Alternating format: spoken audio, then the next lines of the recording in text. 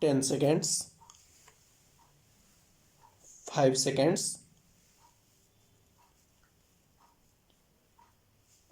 Mr. Deputy Speaker, this is a measure which we think is being rushed through the House in an atmosphere of mystery. Even the honorable member who has been associated with the Public Accounts Committee for such a long time and who is now the present chairman of the PAC has put forward his views very eloquently to tell us how this is a matter of great complexity and is sought to be rushed through without proper details being made available to the members of parliament. Why this attitude is being taken by the government? Suddenly, after so many years, government feels one night that they must have audit separated from accounts and promulgated an ordinance. Thus, legislation by ordinance has become almost the order of the day. This discloses an attitude of taking the parliament for granted in every vital matters.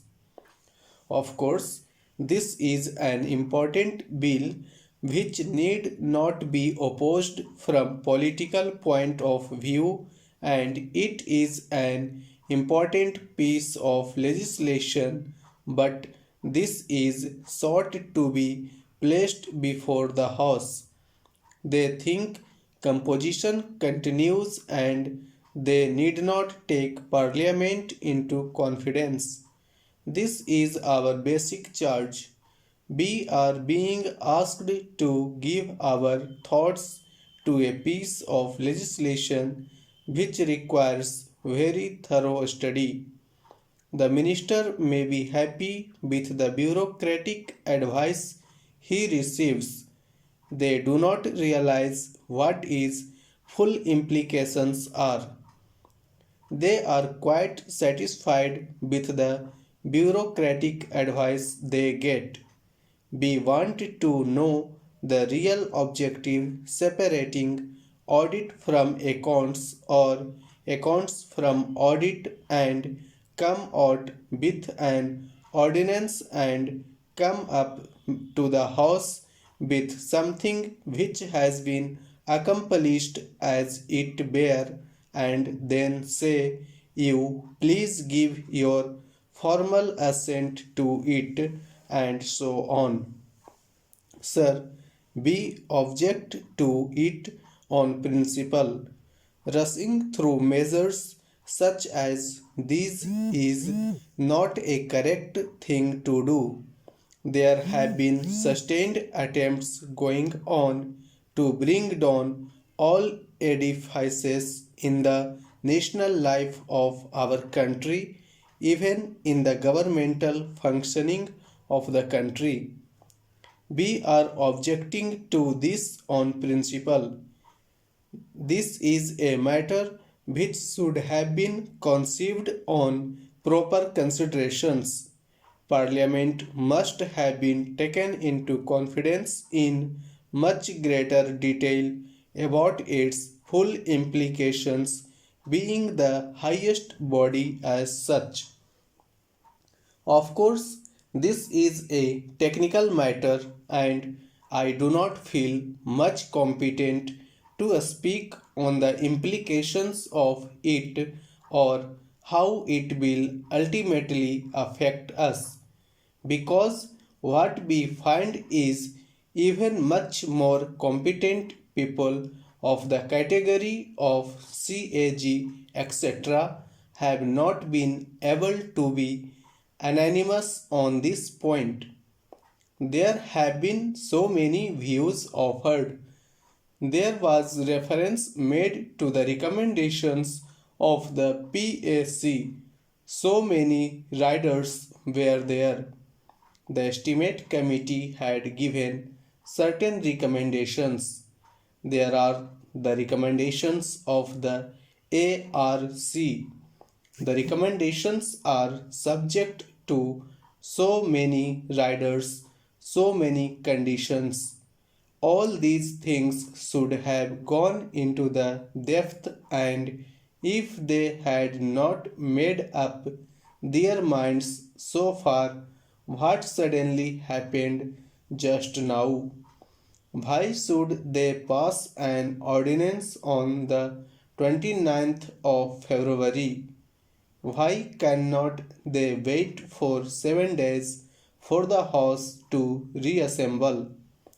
They just come to this house with this attitude which cannot be appreciated. In the statement of objects and reasons, they have stated the circumstances necessitating legislation by ordinance. It appears that they have made up their mind to do it with effect from 1st April to complete the exercise before that date. Without taking the view of the legislature, the executive has come to a decision and they have stated as it were implementing the decision. To start with, they want to do it in connection with three ministries.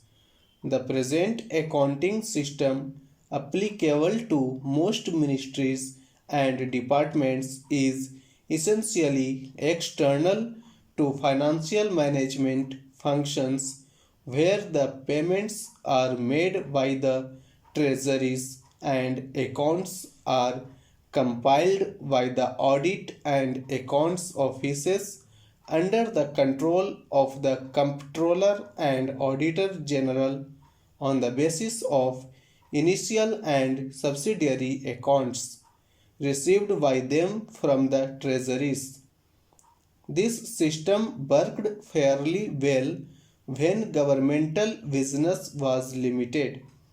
With the increase in the volume and variety of governmental outlays, the system has proved inadequate to the administration's stakes, and separation of accounts from audit had to be thought of. There are doubts in our minds which have been very valid, if I may say so, expressed by my friend who has studied the matter in greater details. Therefore, we submit that this is not a matter which should be hurried through. As the Honorable Speaker on the other side said just now, we are still in the dark and we are trying to make a study of the matter.